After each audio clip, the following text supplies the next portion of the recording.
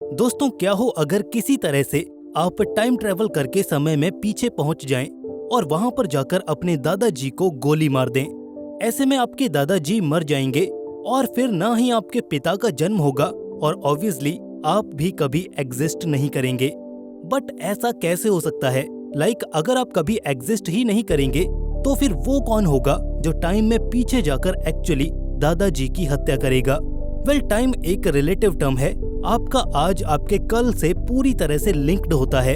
आपके कल में हुई घटनाएं आपके आज पर असर डालती हैं और आपके आज में मौजूद चीजें आपके बीते हुए कल में हुई घटनाओं का ही परिणाम होती हैं। जब कभी बात टाइम ट्रेवल की आती है तो ये सवाल सबसे ज्यादा पूछा जाता है कि आखिर हमारे पास्ट एक्शंस किस तरह से हमारे प्रेजेंट को अफेक्ट कर सकते हैं, और उसमें भी स्पेशली दादाजी वाला किस्सा काफी ज्यादा कंफ्यूजिंग मगर इंटरेस्टिंग है। तो फिर आइए आज ग्रैंडफादर पैराडॉक्स नाम की इस गुत्थी का हल तलाशते हैं। नमस्कार दोस्तों, आप देख रहे हैं रहस्य टीवी। तो चलिए शुरू करते हैं। इससे पहले कि हम सो कॉल्ड ग्रैंडफादर पैराडॉक्स की ओर बढ़ें, आइए पहले इस शब्द पैराडॉक्स का मतलब समझते हैं। पैराडॉक्स उन सिचुएशंस या फिर स्टेटमेंट्स को कहा जाता है जिनकी दो अलग अलग बातें एक दूसरे को कॉन्ट्रडिक्ट करती हों। ये वो बातें हो सकती हैं जो किसी एक स्टेटमेंट में एक साथ इम्पॉसिबल सी लगती हैं।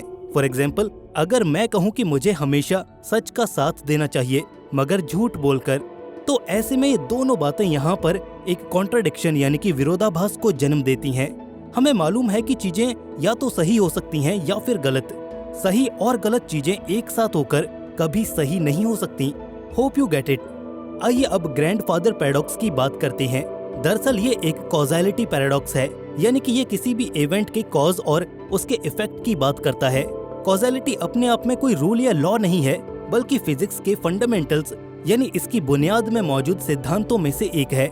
साइंस हमें घटनाओं के होने की वजह और उस घटना से निकलने वाले परिणामों और प्रभावों को समझना सिखाती है, और इसी कड़ी में ये पैराडॉक्स भी अलग अलग इंसिडेंट्स के कॉज और इफेक्ट से डील करता है। ये पैराडॉक्स हाइपोथेटिकली हमारे सामने एक केस प्रेजेंट करता है। दैट इज, अगर आप किसी तरह टाइम ट्रेवल करके अतीत में पहुंच जाएं, जहां पर आप अपने दादाजी को, जो कि अभी तक अनमैरिड हैं, यानी कि उनकी शादी नहीं हुई है और ऑब्वियसली उनकी जिंदगी में उनके बेटे यानी कि आपके पिताजी नहीं आए हैं, और ऐसे में अगर आप जाकर उन्हें गोली मार दें तो इस घटना का परिणाम क्या निकलेगा? ये एक ऐसी परिस्थिति होगी जब एक असंभव सी दिखने वाली अवस्था जन्म लेगी, क्योंकि अगर इस सूरत में आपने अपने दादाजी को मारा तो आपके अस्तित्व पर तलवार लटक जाएगी। अगर आप इस कहानी को एक दूसरे पहलू से देखें तो आप पाएंगे कि ऐसा होने पर खुद आपके वजूद पर एक सवालिया निशान खड़ा हो जाएगा। अगर अभी गोली लगने से आपके दादाजी अपनी जान गंवाते हैं तो ना कभी आपके पिता अस्तित्व में आएंगे और ना ही आप, और ऐसा होते ही ये पूरी बहस बेफिजूल हो जाएगी, क्योंकि ये खुराफात अंजाम देने के लिए कभी आप जन्म ही नहीं ले सकेंगे। प्रैक्टिकली व्यवहारिक तौर पर यह बात पूरी तरह से असंभव और आधारहीन मालूम पड़ती है। ये ठीक तराजू के उन दो पहलुओं की तरह है जिनका एक समान स्तर पर होना अनिवार्य है। मगर जब हम यही केस इन कागजों पर डिस्कस करते हैं तो पाते हैं कि ये चीजें मुमकिन हो सकती हैं। बेशक उस ढंग से नहीं जैसा कि हम अब तक सोचते आ रहे थे, बल्कि इसके हकीकत में अंजाम होने का एक पूरी तरह से अलग और विचित्र रास्ता होगा। भला वो क्या हो सकता है? समझिए, इस इम्पॉसिबल से लगने वाले सिनेरियो को एक्सप्लेन करती एक अलग से थियरी है, और वो थियरी ये कहती है कि हाँ, बेशक ऐसा मुमकिन है कि आप टाइम ट्रेवल करके वक्त में पीछे जा पाएंगे, मगर जब आप बीते हुए वक्त में कुछ फेरबदल करने की कोशिश करेंगे तो वो कभी भी मुकम्मल नहीं हो पाएंगे। अगर आप चाहें कि आप समय में पीछे जाकर हिटलर को मार दें ताकि वर्ल्ड वॉर 2 होने से बच जाए, तो ऐसा भी होना पॉसिबल नहीं है, क्योंकि जब आप ऐसा करने जाएंगे और हिटलर पर गोली चलाएंगे तो ऐसे n नंबर ऑफ इवेंट्स होंगे जो ये काम कभी पूरा नहीं होने देंगे। लेट्स से आपने हिटलर को गोली मारने के लिए अपनी बंदूक उसकी तरफ पॉइंट कर दी, मगर उसमें से गोली ही न निकली, वो बंदूक जाम हो गई। इसी तरह से कुछ और पॉसिबल केसेस भी हो सकते हैं कि आपने हिटलर को गोली मारने की तो सोची, बट सही उसी दिन आपका पेट खराब हो गया और आप हिटलर का असैसिनेशन करने जा ही नहीं सके। और सबसे इंटरेस्टिंग केस ये वाला, जिसमें आप हिटलर को मारने गए भी, आपकी बंदूक ने सही काम भी किया और उससे गोली भी फायर हुई, बट वो गोली जाके हिटलर को नहीं लगी, लेकिन वो एक पेड़ में धंस गई। यहाँ इस बात का ध्यान रहे कि कंडीशंस में जितनी सारी बातें सामने निकल कर आएंगी, जितनी भी पॉसिबल कंडीशंस निकल कर सामने आएंगी, वो कभी भी आपके या फिर किसी और के प्रेजेंट को इफेक्ट नहीं करेंगी। उससे आपका या फिर इस दुनिया में किसी का भी प्रेजेंट अनइफेक्टेड ही रहेगा। इसलिए मैंने आपको इस वीडियो की स्टार्ट में ही कहा था कि हमारे आज को बनाने की ताकत हमारे बीते हुए कल में होती है। एक्चुअली वो हमारे पास्ट एक्शंस ही होते हैं जो हमारे फ्यूचर को डिसाइड करते हैं। सो यहाँ तक आते आते अब तक आप इस कंडीशन पर तो पहुँच ही गए होंगे कि प्रैक्टिकली पास्ट में जाकर ऐसी कोई भी हरकत करना जो आपके प्रेजेंट को अफेक्ट करे वो नेक्स्ट टू इम्पॉसिबल ही है। I mean, ऐसा नहीं हो सकता कि आप अपने पास्ट में जाकर गलतियों को सुधार कर अपने प्रेजेंट को अल्टर कर सकें, बिकॉज एज दे से जो वक्त बीत गया वो कभी वापस नहीं आता। और मान लीजिए कि अगर किसी तरह से आ भी गया तो आप उसमें चाहकर भी कुछ चेंज नहीं कर सकोगे, क्योंकि ये पैराडॉक्स ऐसा करने से आपको रोक देगा। जहाँ तक बात है इस सवाल की कि भला पैराडॉक्स की खोज कब और किसने की, तो इस मामले में कुछ भी स्पष्टीकरण मौजूद नहीं है। सन 1920 के दशक से ही साइंस फिक्शन शोज और मैगजीन्स ने इन विषयों को पब्लिक में डिस्कस करना शुरू कर दिया था, जिसके बाद से अब तक इस पर बहुत सारी बातें हो चुकी हैं। हम एज सच ये नहीं जानते कि ग्रैंडफादर पैराडॉक्स को खोजा किसने। हाँ, चार्ल्स कॉल्की, नेथनियल शेनर और रेने ब्रिजेवल ऐसे कुछ नामी साइंस फिक्शन राइटर्स हैं जिनको अक्सर इनसे जोड़कर देखा जाता है। बट इस परिकल्पना का असली सूत्रधार कौन है, ये कह पाना काफी मुश्किल है। अगर हम इसे एक प्योर लॉजिकल प्रॉब्लम के रूप में देखें तो इसका एक लॉजिकल सॉल्यूशन भी मौजूद है।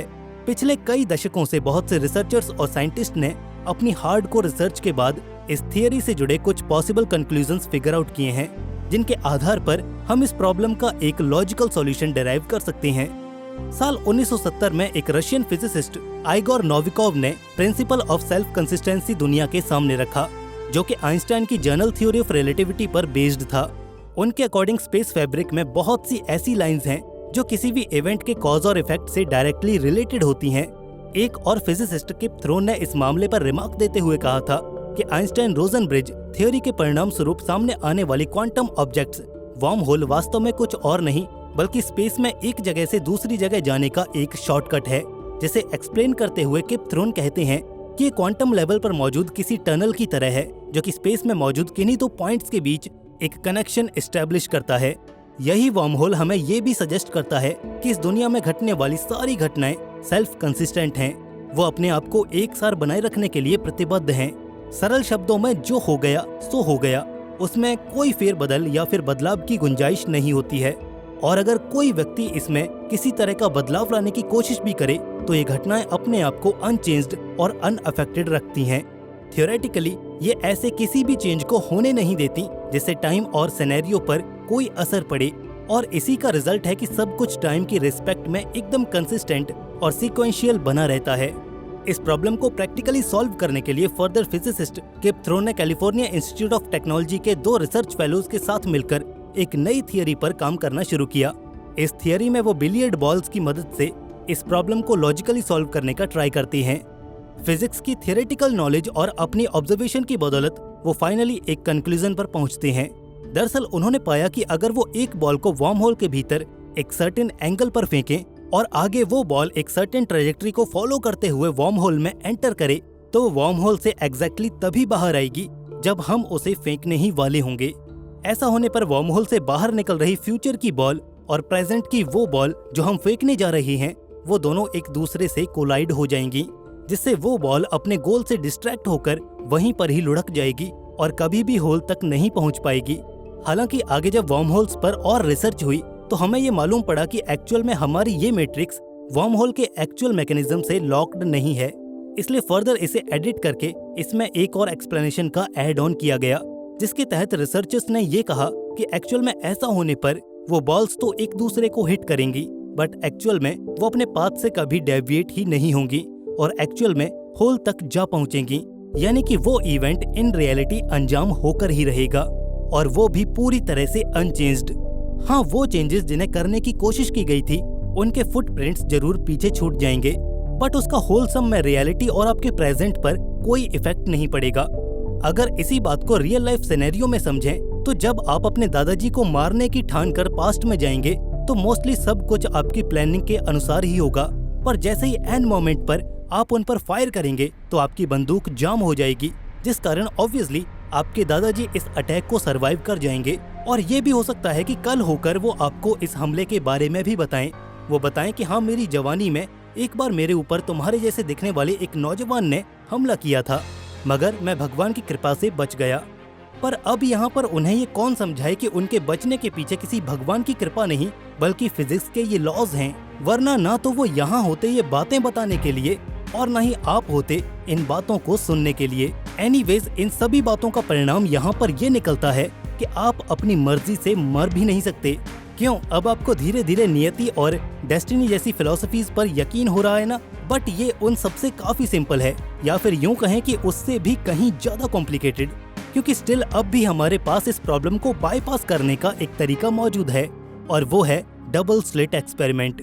वेल, 80s में कभी इंग्लिश साइंटिस्ट थॉमस यंग द्वारा डेमोन्स्ट्रेट किया गया ये एक्सपेरिमेंट मॉडर्न क्वांटम फिजिक्स का जन्मदाता है, क्योंकि इसकी बदौलत ही हमारे वैज्ञानिक ये जान सके कि लाइट यानी कि इलेक्ट्रोमैग्नेटिक रेडिएशंस की तरह ही इलेक्ट्रॉन्स भी वेव और पार्टिकल दोनों की ही तरह एक्ट करते हैं।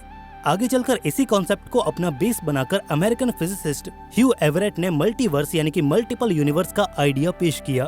ग्रैंडफादर पैराडॉक्स के कॉन्टेक्स्ट में उनके अकॉर्डिंग ये यूनिवर्स दो अलग अलग रियलिटीज में बटा हुआ है। अपने वक्त में पीछे जाकर अपने दादाजी की हत्या करके एक नई रियलिटी को एक नए यूनिवर्स में जन्म दे दिया है, जहां पर इस रियलिटी की रिस्पेक्ट में सभी प्रेजेंट और फ्यूचर डिसाइड होंगे। असल में आपकी इस दुनिया में तो आपके दादाजी जिंदा रहेंगे, मगर एक दूसरी दुनिया यानी कि एक दूसरे यूनिवर्स में आपके दादाजी मर जाएंगे। बट अब क्योंकि ये एक इंडिपेंडेंट यूनिवर्स है, इसलिए यहाँ होने वाली सारी चीजें आपकी ओरिजिनल रियलिटी को अनअफेक्टेड ही रखेंगी।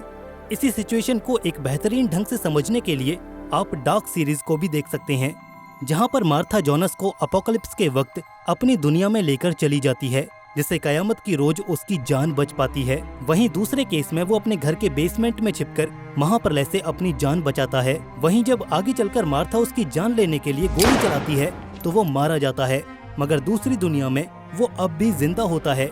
इसी बला का नाम है क्वांटम रेल्म, जो वास्तव में अलग ही दुनिया की हकीकत है, जिसका हमारी दुनिया से कोई लेना देना ही नहीं है।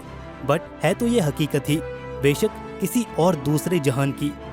कुल मिला के एक बात तो साफ है, और वो ये कि क्वांटम वर्ल्ड में सब कुछ मुमकिन है। आप चाहे तो कुछ भी कर सकते हैं, और इससे आपका आज यानी कि प्रेजेंट भी पूरी तरह से अनअफेक्टेड रहेगा।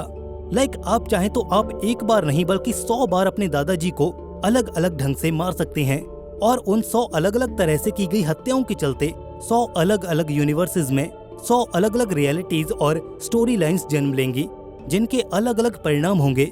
बट आफ्टर ऑल आपकी ओरिजिनल रियलिटी इस सब से पूरी तरह से अप्रभावित ही रहेगी, और ऐसा होने पर एक कभी न रुकने वाला नेवर एंडिंग लूप तैयार हो जाएगा, जो चलता ही रहेगा और चलता ही रहेगा। So that's all about grandfather paradox. दोस्तों, आपको ये वीडियो कैसा लगा? अगर वीडियो अच्छा लगा तो इसे लाइक और दोस्तों में शेयर जरूर कीजिए। ऐसे ही और इन्फॉर्मेटिव वीडियोस के लिए चैनल को सब्सक्राइब करके बेल नोटिफिकेशन इनेबल जरूर कर लीजिए। दोस्तों, जल्द मिलेंगे ऐसे ही एक और नई इन्फॉर्मेटिव वीडियो के साथ। तब तक के लिए धन्यवाद।